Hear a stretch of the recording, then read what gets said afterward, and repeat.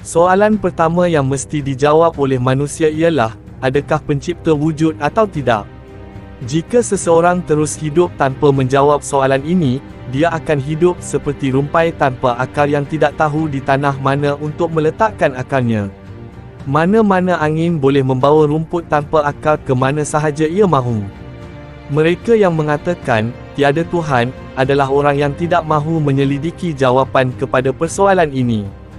Dari kitab Masnavi, akal yang mengatur alam semesta adalah tersembunyi, tetapi kita melihat bahawa ada alam semesta yang terus-menerus diatur.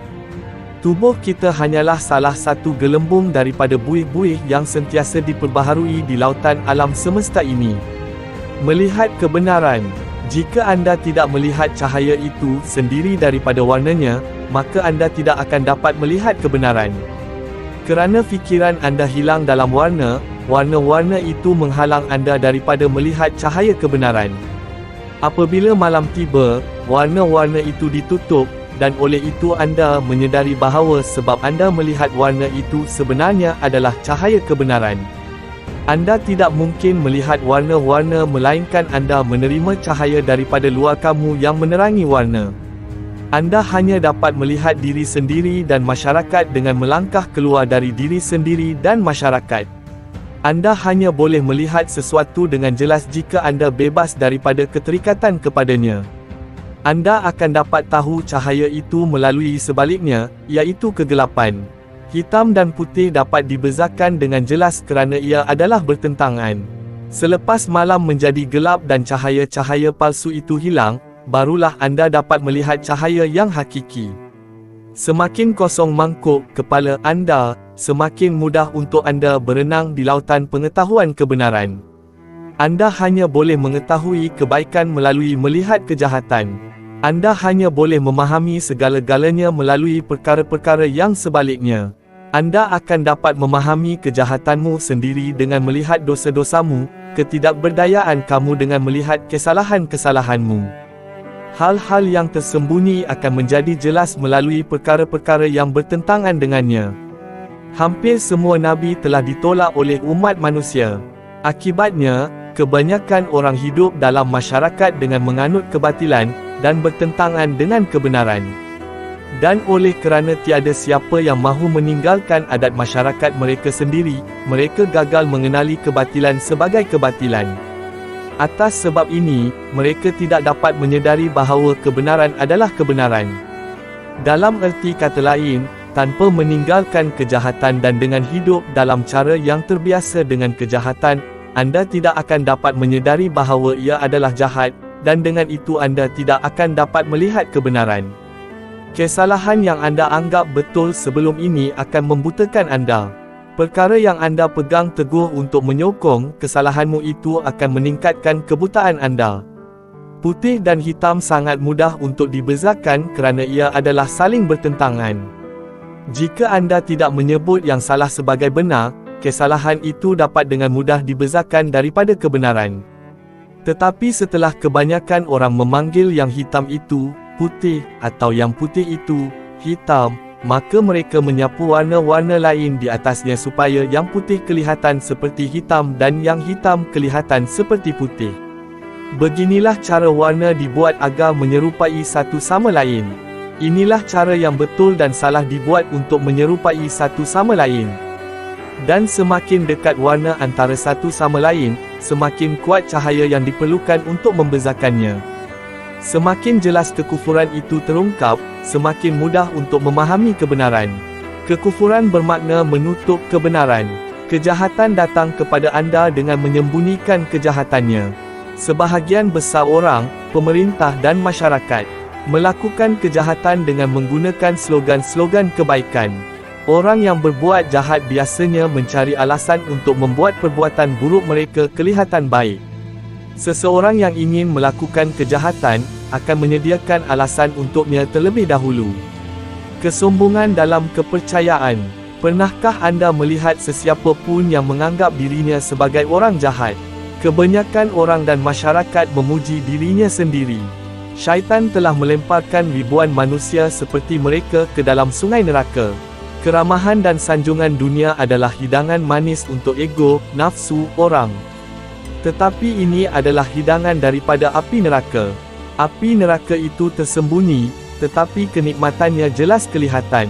Seringkali, orang yang menulis atau menceritakan sesuatu kepada manusia melakukannya hanya untuk menyokong diri sendiri dan kepercayaannya.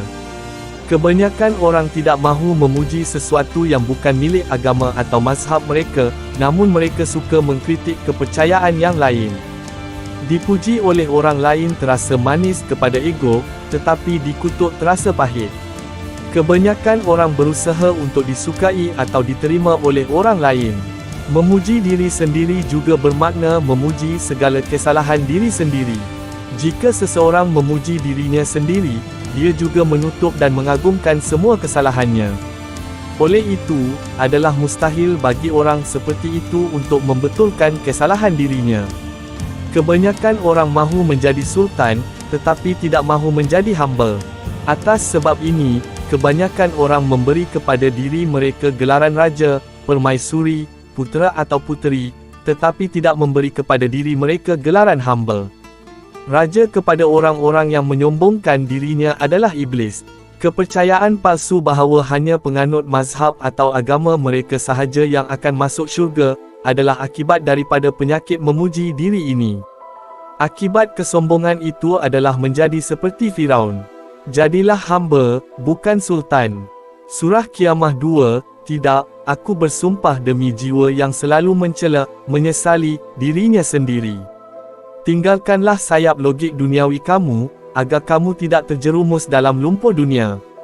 Rasulullah SAW bersabda, Ya Tuhanku, tunjukkanlah kepada kami segala sesuatu sebagaimana adanya. Bayang-bayang anak tangga yang bengkok juga akan menjadi bengkok.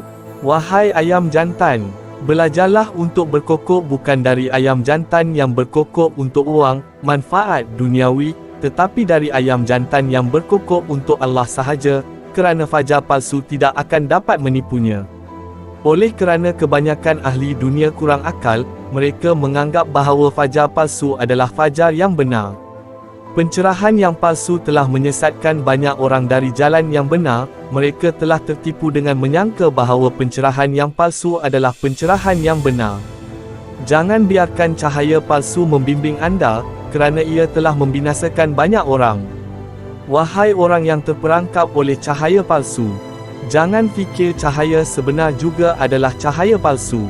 Penyelewengan dalam agama. Kerana kebanyakan orang mengikut perkara-perkara yang mempunyai makna dan lafaznya yang bercanggah, maka peraturan agama mereka telah dicampur antara perkara-perkara yang benar dan salah.